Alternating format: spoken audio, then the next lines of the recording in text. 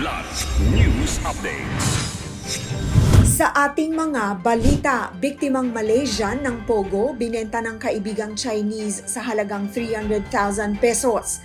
Senators Nancy Binay at Alan Peter Cayetano haharap sa closed-door conciliation. Income ng mangingisdang apektado sa fishing ban ng China bumaba sa 60%. Ako po si Cesar Soriano, kasama ang buong puwersa ng Kidlat News Channel para ihatid ang mga nangungunang balita sa buong kapuluan ngayon.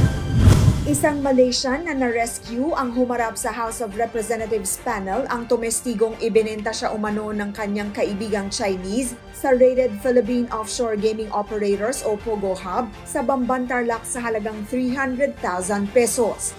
Sa gitna ng motu proprio investigation ng House Committee on Public Order and Safety, inilahad ng dating POGO worker na itago natin sa pangalang Dylan na iniwan siya ng kanyang kaibigan sa Baofu Land sa Bamban.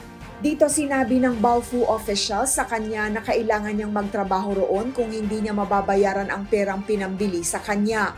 Kwento rin ng Malaysian, kasama ng ilan pang biktima ng illegal na pogo na humarap sa pagdinig sa kamera ang kanilang karanasan na pang-torture sa naturang Pogo Hub.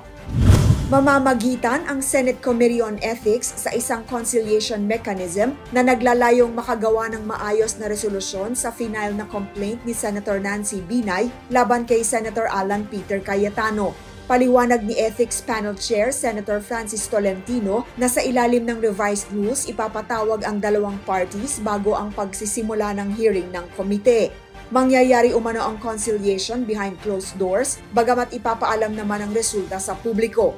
Dagdag ni Tolentino, magkakaroon lang ng hearing kapag hindi matagumpay ang gagawing conciliation.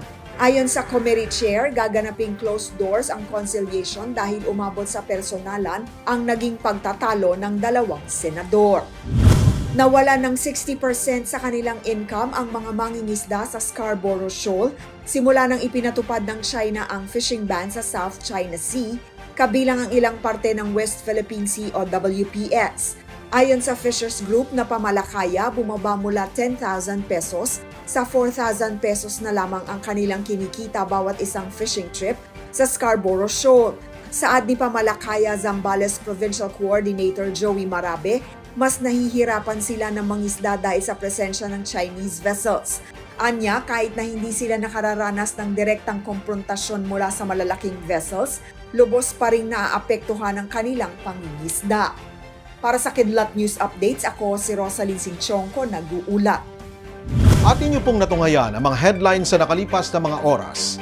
Manatiling nakatutok para sa mga susunod na updates at breaking news.